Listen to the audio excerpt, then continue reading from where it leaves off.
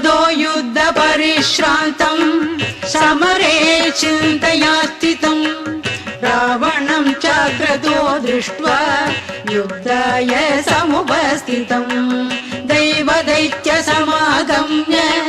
द्रष्टुमव्यागतोरणम् उपगम्य ब्रवीद्रामम् अगस्त्यो भगवान् ऋषिः राम राम महाबाहो शृणु गुह्यं सनातनम् येन सर्वा नरीन् वत्स समरे विजयिष्यसि आदित्य हृदयं पुण्यं सर्वशत्रुविनाशनम् जयावहं जपे नित्यम् अक्षय्यं परमं शिवम् सर्वमङ्गलमाङ्गल्यं सर्वपापप्रणाशनम् चिन्ताशोकप्रशमनम् आयुर्वर्धनमुत्तमम्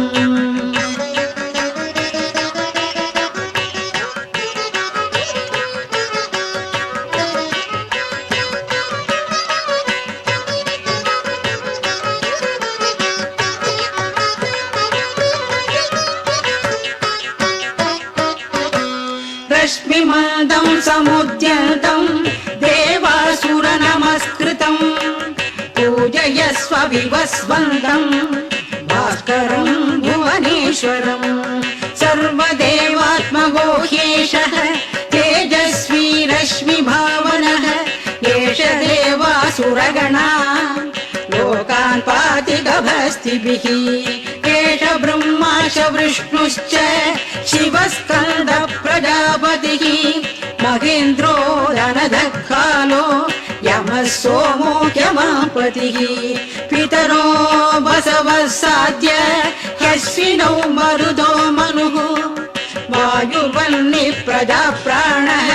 ऋतुकर्ता प्रभाकरः आदित्यः सविता सूर्यः खगपूषा कभस्तिमान् सुवर्णसदृशो भानुः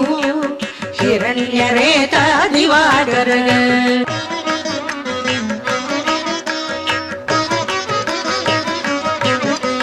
हरिदश्वः सहस्रार्ची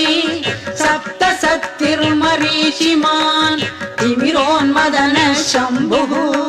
द्रष्टा मार्ताण्डहंसुमान् हिरण्यगर्भः शिशिरः तपनो भास्करो रविः अग्निगर्भोदिते पुत्रः शङ्गः शिशिरनाशनः व्योमनादस्तमोपेदी ऋग्यजुस्सामपारगः घनवृष्टिरवामित्रो विन्ध्यवीधिप्लवङ्गमः आतपी मण्डली मृत्युः पिङ्गलः सर्वतापनः कविर्विश्वो महातेज रक्त सर्वभवोद्भवः नक्षत्रग्रहताराणाम् अधिपो विश्वभावनः तेजसामपि तेजस्वी द्वादशात्मन् नमोऽस्तु ते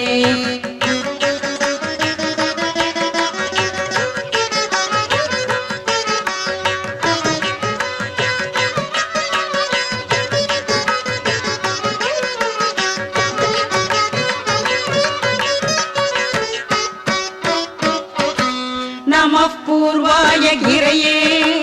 पश्चिमायाद्रये नमः ज्योतिर्गणानां पदये दिनाधिपदये नमः जयाय जयभद्राय हर्यश्वाय नमो नमः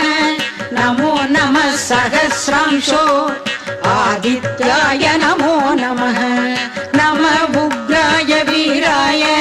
सारंगाय नमो नमः नमः पद्मप्रबोधाय मार्ताण्डाय नमो नमः ब्रह्मेशानाय चुदेशाय सूर्यायादित्यवर्चसे भास्वते सर्वभक्षाय रौद्राय वपुषे नमः तमोघ्नाय हिमग्नाय शत्रुघ्नायामितात्मने कृतघ्नाय देवाय ज्योतिषां पदये नमः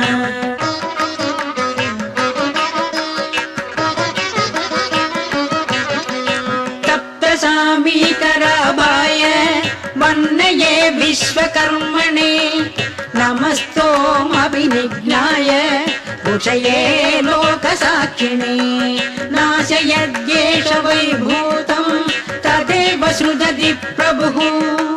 पायत्येष तपद्येष वर्षत्येष तपस्तिभिः येष सुप्तेषु जागर्ति भूतेषु परिनिष्ठितः एष एवाग्निहोत्रं च फलं शैवाग्निहोत्रिणाम् वेदाश्च कृतवश्चैव क्रतूनां फलमेव च यानि कृत्यानि लोकेषु सर्व एष रविः प्रभुः येन मावत्सु कृच्छ्रेषु कान्तारेषु पयेषु च कीर्तयन् पुरुषः कश्चित् नावसीदति राघव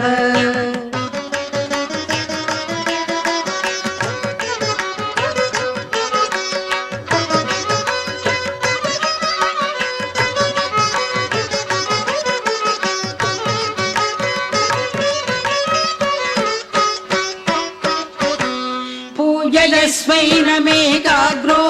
देवदेवं जगत्पतिम् एतत् त्रिगुणितं जत्वा युद्धेषु विजयिष्यसि अस्मिन् क्षणे महाबाहो रावणं त्वं वधिष्यसि एवमुक्त्वा तदागस्यो जगाम च यदा गतम् एतत् श्रुत्वा महातेज नष्टशोको भवत्तदा तारयामास सुप्रीतो राघव प्रयदात्मवान् आदित्यं प्रेक्ष्य जप्त्वात् परं हर्षमवाप्तवान् त्रिराशम्य शुचिर्भूत्वा धनुरादाय वीर्यवान् रावणं प्रेक्ष्य हृष्टात्मा युद्धाय समुपागतम् सर्वयत्नेन महता वधे तस्य धृतोऽभवत् अदरविरवदन् निरीक्ष्य रामं मुदितमनाः परमं प्रकृष्यमाणः